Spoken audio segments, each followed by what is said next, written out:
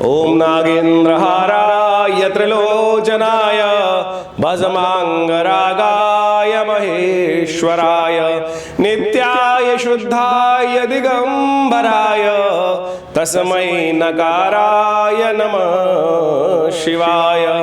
ओम त्र्यंबकं यजामहे सुगंधिं पुष्टिवर्धनम् उर्वारुकमिव बंधनान् मृत्योर्मुक्षीयमामृतात्। नमस्कार, स्वागत है आपका आचार्य वाणी में। मैं आचार्य डॉक्टर विक्रमादित्य आपके साथ हूं और आज का विषय हमारा है मिथुन राशि वालों के लिए अगस्त में ग्रहों का परिवर्तन किस प्रकार के योग बना रहा है। देखिए, अगस्त का महीना मिथुन राशि के लिए बहुत विशेष है। सबसे पहले तो बुध ग्रह आपकी राशि के स्वामी जो हैं वो वक्र अवस्था में हो गए हैं, फिर अस्त हो जाएंगे और ये बुध का अस्त होना आपकी राशि के अनुसार से आप समझ सकते हैं कि आपके लिए कई प्रकार के जीवन, बुध में हल्का सा परिवर्तन होता है तो आपके पर्सनैलिटी पे उसका प्रभाव उत्पन्न आप स्वयं देख सकते हैं। और बुध बड़ा विचित्र ग्रह है, बहुत जल्दी जल्दी परिवर्तन की तरफ जाता है और कभी सूर्य के पास आ जाता है, कोई सूर्य से हल्का सा दूर चला जाता है। और जो गुरुत्वाकर्षण जिस प्रकार से बुध को कंट्रोल करता है सूर्य का, पृथ्वी का, ये बड़ा विशेष योग बनाता है।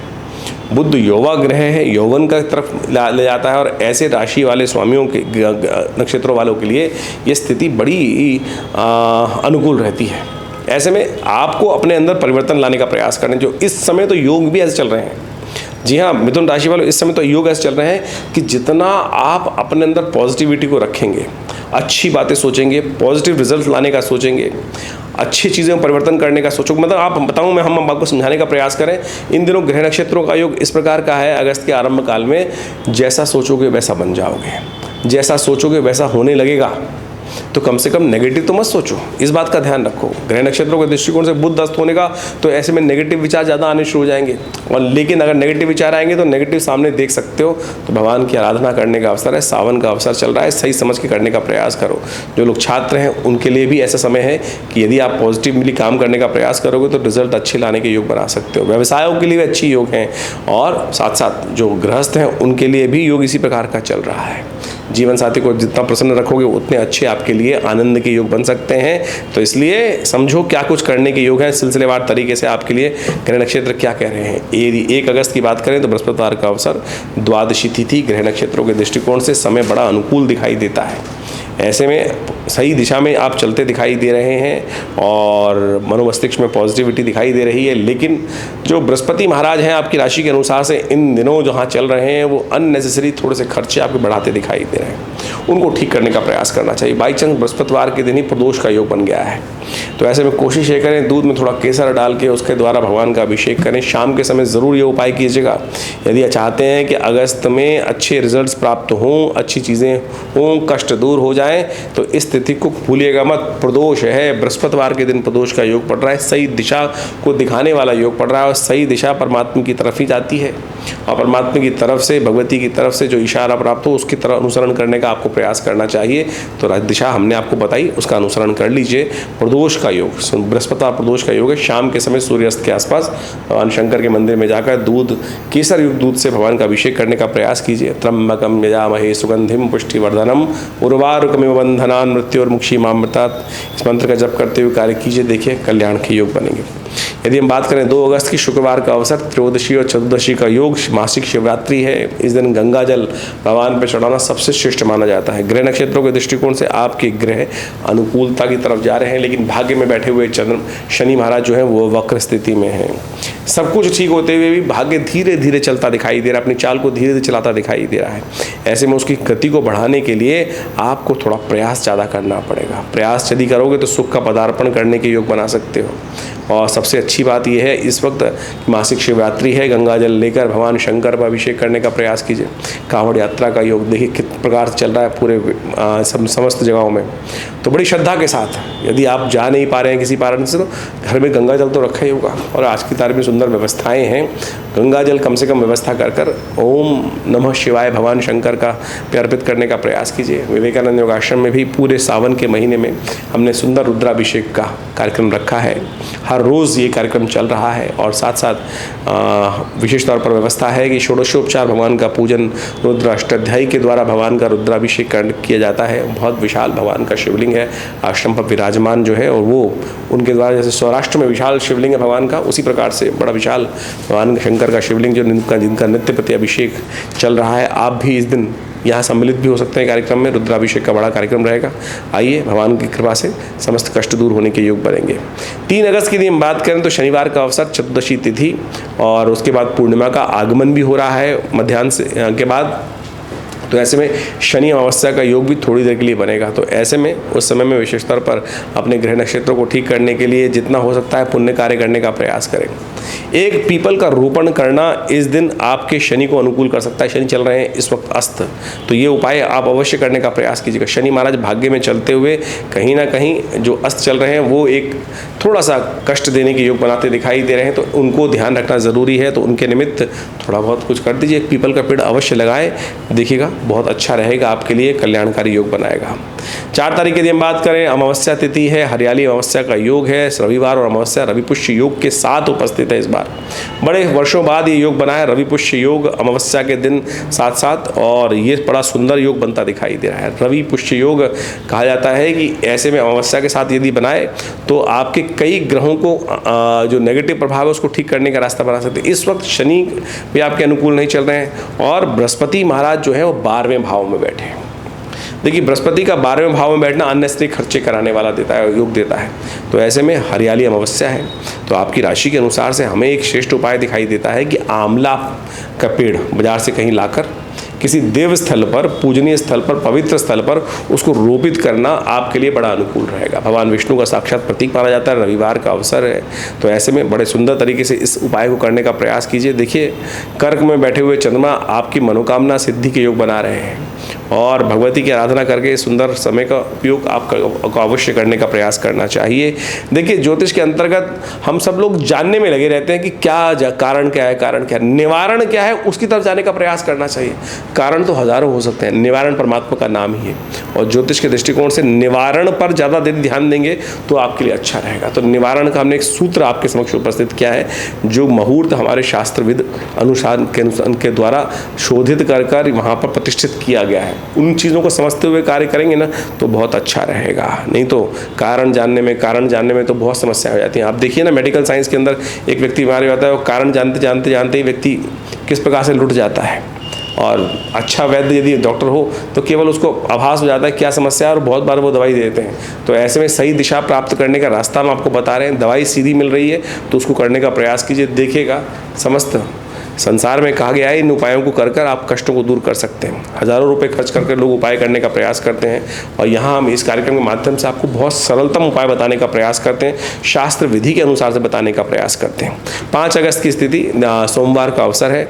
सिंह में चंद्रमा का प्रवेश होने के योग बन रहे हैं, और सिंह में जाते हुए चंद्रमा शुक्र के साथ आपकी राशि के अनुसार से बड़ा सुंदर स्थिति उत्पन्न कर रहे हैं। और शुक्ल पक्ष आरंभ होकर इस दिन ग्रहों योग के अनुसार से आपके लिए पॉजिटिव साइन बनते दिखाई दे रहे हैं, लेकिन बुध ग्रह वक्री होने के योग बना रहे हैं। सुबह 10:30 बजे बुध का वक्री होना, और आपकी राशि के अनुसार से राशि के स्वामी हैं वो, तो आपके पुरुषार्थ में कहीं ना कहीं आप नेगेटिविटी उत्पन्न कर सकते हो। आपके मित्रगण आपके समय को बर्बाद करने की स्थिति बना सकते हैं, कहीं ना कहीं आपको ऐसे कार्यों में लगा सकते हैं जिनसे आपका समय बर्बाद हो। बस इस बात का ध्यान रखना है कि समय सही दिशा में चले, सही दिशा में कार्य करने का प्रयास करें, और शिव की कृपा से आपकी राशि के अनुसार से इस वक्त योग बना है कि वो भाग्य जगा सकते हैं। 3रे भाव में शुक्र, बुध और चंद्रमा की युति आपकी राशि के अनुसार से बनी हुई है। ये आपके लिए बड़ी अनुकूलता प्रदान कर रही है, इसलिए भगवान शिव का स्तवन विशेष तौर पर करने का प्रयास करें। बाई चांस 3रा सोमवार का योग भी पड़ा हुआ है, और चंद्रमा के साथ युक्ति होकर इस प्रकार से भगवान शंकर का स्तुति करने से आपके लिए समस्त मनोरथ सिद्ध होने के योग बनते दिखाई दे रहे हैं। तो अवश्य ये करें। देखिए, ग्रह नक्षत्र एक तरफ, भगवान की कृपा एक तरफ, इस बात का ध्यान रखते हुए कार्य करेंगे तो बहुत अच्छा रहेगा। और विशेष तौर पर 3रे सोमवार पर विवेकानंद योगाश्रम में बड़ा कार्यक्रम रखा गया है।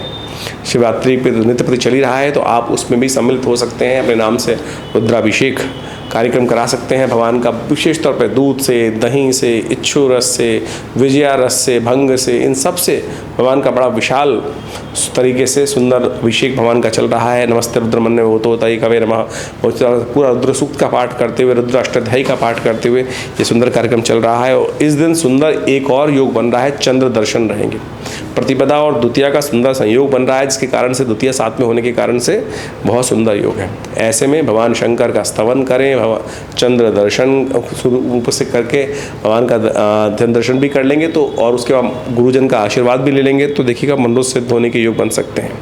6 अगस्त की तिथि मंगलवार का अवसर, द्वितीया तिथि, और ग्रह नक्षत्रों के दृष्टिकोण से चंद्रमा परिवर्तित होकर आपके तृतीय भाव में जो विराजमान हुए हैं, ये कहीं ना कहीं भाग्य को जगाने की स्थिति बंद कर रहे हैं। अध्यात्म की तरफ जुड़ने का रास्ता प्रशस्त होता दिखाई दे रहा है। इस समय में आपको ध्यान रखना चाहिए, पुण्य करने के बहुत सुंदर योग है। मंगल 12वें भाव में बृहस्पति के साथ बैठे हैं, और यदि दान पुण्य की स्थिति आप सही कर लें, इस समय ग्रह नक्षत्र दिखा रहे हैं कि जो दान आपके द्वारा कहीं ना कहीं होगा वो कहीं ना कहीं आपके पुण्यों का उदय करने का योग बनाएगा। मंगलवार का अवसर है, संधारा दूज का योग बन रहा है, तो ध्यान रखें। ऐसे में ये योग है कि विशेष तौर पर किसी उपयुक्त व्यक्ति को जो पूजा पाठ करने वाला हो, उनको समस्त श्रृंगार के सामान जो है वो अर्पित भगवती को अर्पित करें, मंदिर में अर्पित करें, किसी ब्राह्मण को अर्पित करने का प्रयास करें। ये बहुत सुंदर उपाय है। स्त्रियों को तो विशेष तौर पर ये उपाय करने का प्रयास करना चाहिए।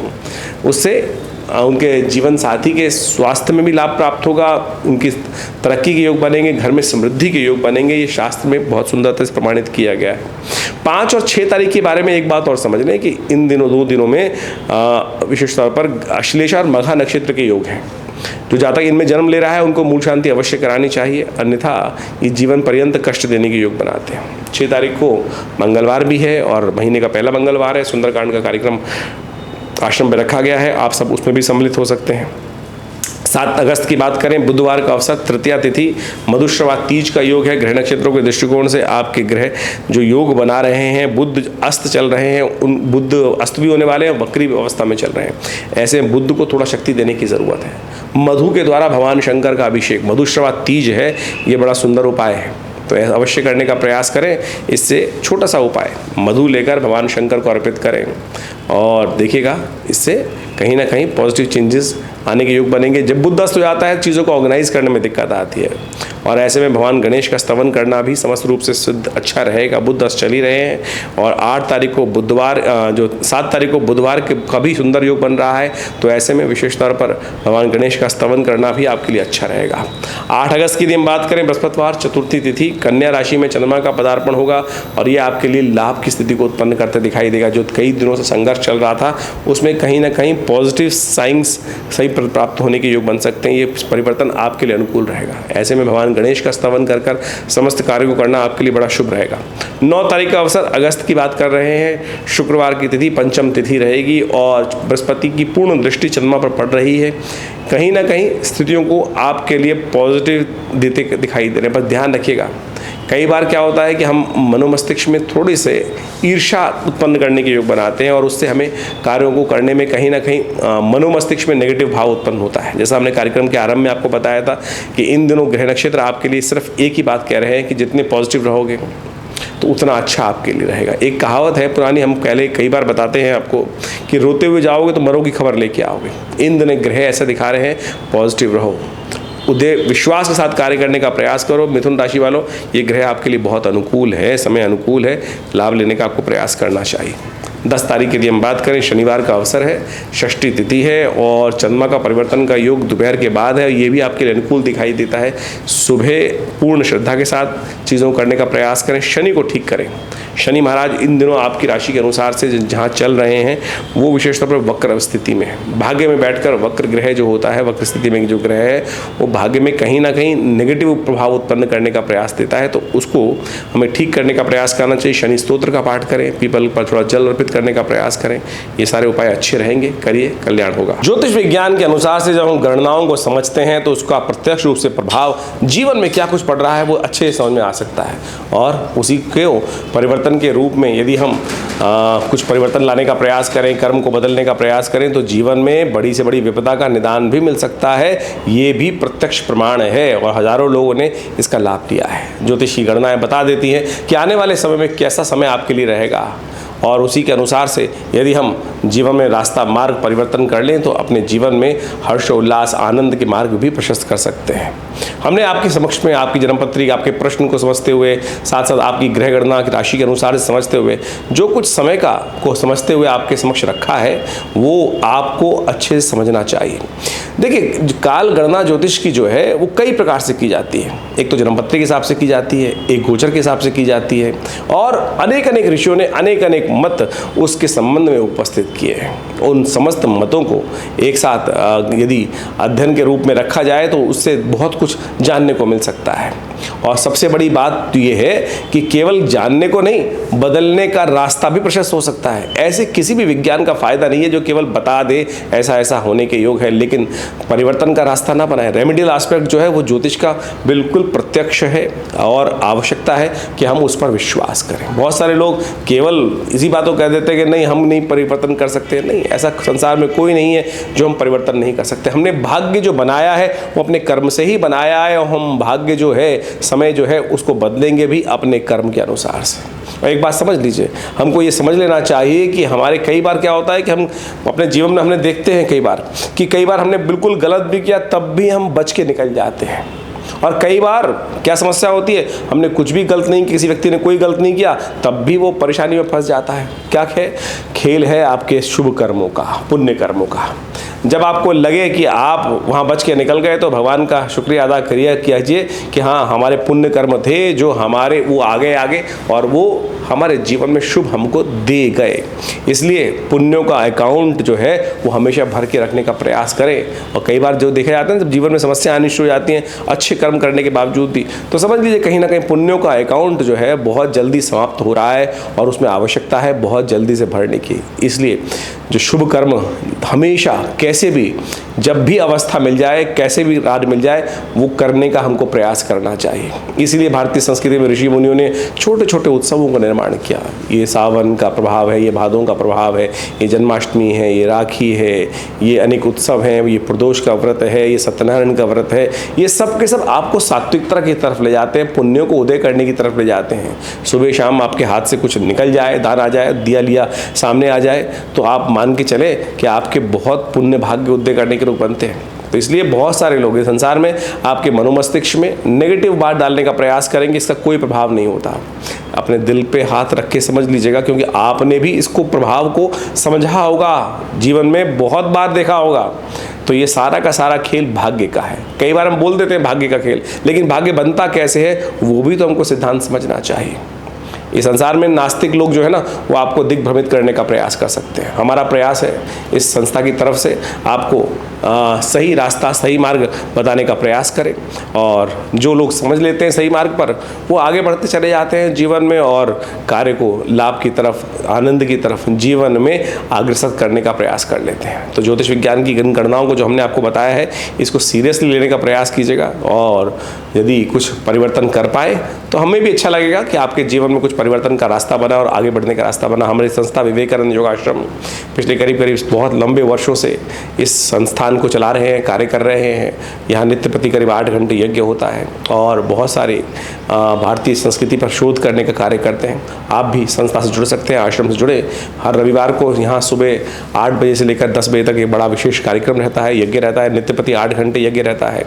और इन सावन के महीने में तो पूरे महीने का रुद्राभिषेक का सुंदर कार्यक्रम रखा गया है। समय समय पर हम आपको अवगत भी कराते रहते हैं। हर रोज़ करीब शाम को 6 बजे से लेकर 8 बजे तक पूरे सावन के महीने में सामूहिक तौर पर जो लोग आश्रम में पधार कर स्वयं रुद्राभिषेक करना चाहते हैं उस कार्यक्रम में सम्मिलित हो सकते हैं। और कहीं दूर बैठे हैं और अपने नाम से कराना चाहते हैं तो उसके लिए भी सुंदर व्यवस्था है। आप फ़ोन पे संपर्क कर उस कार्यक्रम में भाग ले सकते हैं। और भगवान शिव की सुंदर आराधना शास्त्रोक्त विधि के अनुसार से भगवान का स्नान कराते हुए, षोडशोपचार पूजन करते हुए, सुंदर रुद्राभिषेक का, रुद्राष्टाध्यायी का पाठ करते हुए किया जाएगा। आप उसमें सम्मिलित हों, देखिएगा, प्रभु की कृपा से कष्ट दूर होने के योग बनेंगे।